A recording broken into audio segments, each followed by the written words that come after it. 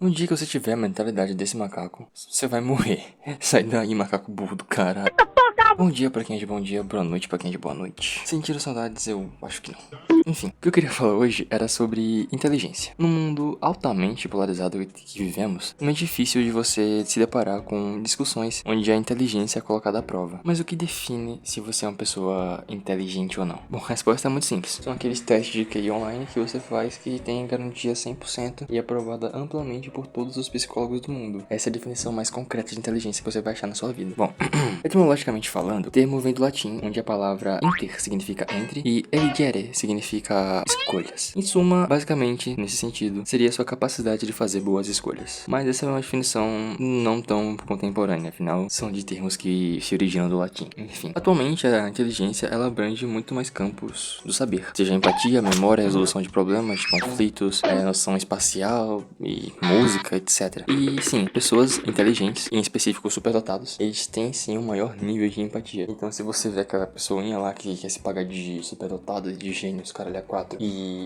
bom, é filha da puta com todo mundo, provavelmente essa pessoa não é. Porque, sim, cientificamente falando, pessoas diagnosticadas com superdotação têm um maior índice de demonstrar empatia pelos outros e coisas do gênero. É só sobre esse adendo, sim, que eu queria falar. E se você discorda, infelizmente é um fato, então você tá errado. Mais uma carreira de cocaína pra dentro. Quando você tá navegando pela internet,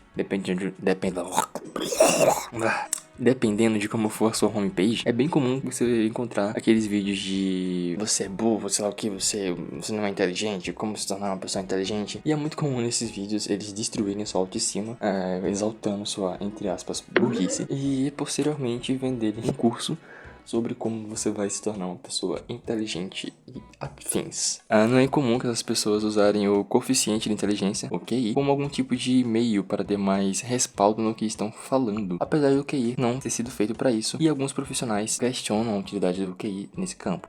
Como assim? Basicamente, a origem do QI não era para identificar pessoas inteligentes, não é essa a função, é justamente o contrário, identificar pessoas com índice abaixo do esperado. Por quê? Porque daí você vai ter uma noção melhor do que você precisa trabalhar nessa pessoa para deixar ela no nível médio. Dá pra entender? Esse é o ponto do QI. E o QI, ele não abrange todos os âmbitos do conhecimento. O teste de QI, por exemplo, não há conhecimentos musicais. Então não dá pra você ter uma boa métrica exata do quão inteligente é uma pessoa por causa do QI dela.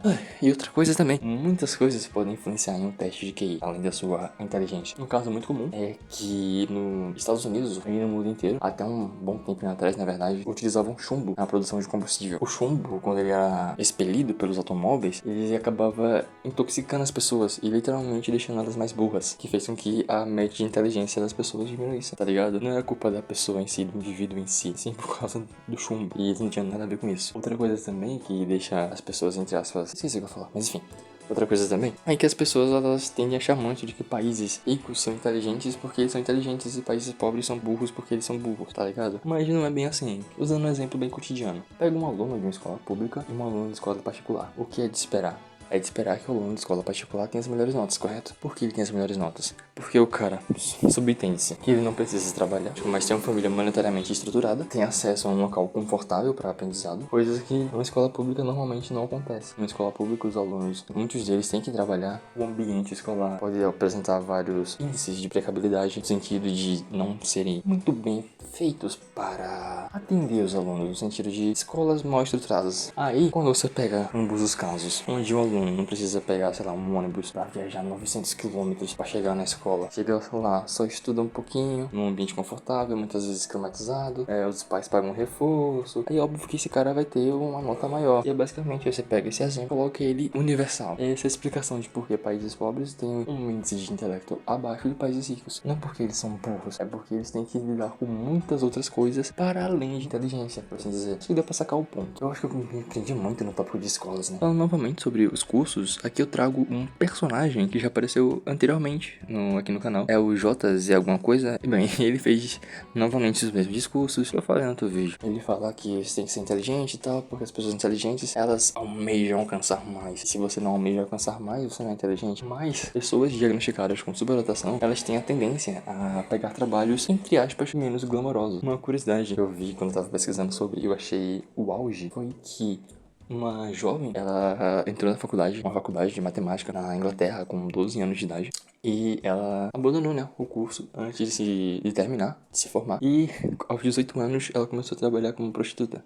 E o que é engraçado é que enquanto ela tava trabalhando, no caso fazendo atos libidinosos, se é que você me entende, ela literalmente resolvia equações matemáticas enquanto fazia isso. E eu achei muito engraçado. Eu achei engraçado de fato. E ela, assim, ela é diagnosticada com superdotação. E então, basicamente é isso aí. Gênios, eles têm uma tendência de quererem empregos menos glamourosos. Eles não têm essa necessidade de querer estar no topo do mundo, de porra, eu quero ser o dam.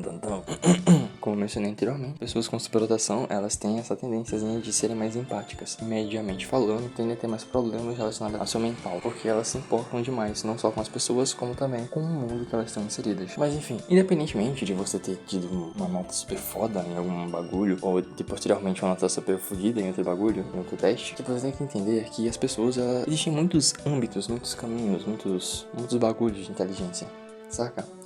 Vocês não ser bom em um deles ou em alguns deles, quer dizer que você seja uma pessoa burra. Por exemplo, eu terminei meu ensino médio e eu até hoje não sei porra nenhuma de química, tá ligado? Mas em contrapartida, eu sou uma pessoa muito boa em português, em história e outras ciências humanas e linguagens. São meus campos de conhecimento no qual eu mais me destaco. E tipo, tá tudo bem você não ser bom em um bagulho em específico, em outros bagulhos específicos, tá ligado? Não existe ser humano que é simplesmente foda todos os bagulhos. Ser humano não existe. Se existir, quem deve ser esse ser humano?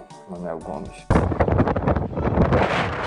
Pensei em outra figura. Enfim, esse é o ponto, essa mensagem fica um pouco rasa. Talvez tenha ficado um pouco rasa, mas é isso aí. Esse vídeo me rendeu muita pesquisa, e de fato eu pesquisei bastante. Como eu disse que eu faria no outro vídeo, pra colocar uma par de coisa. Ainda assim, não me rendeu tanta pesquisa como no vídeo Mulheres e Feminismo, que lá tinha muita coisa pra pesquisar. Não me arrependo, gostei muito de ter pesquisado, me deu muito conhecimento sobre a área. Eu gosto bastante disso. Mas enfim, é isso aí. Vai ser um vídeo por aqui, eu não pensei em nenhum bordão ainda. Eu prometo que eu vou pensar em um e vai ser muito legal quando eu pensar. E é isso aí. Até lá, fiquem com Focalor.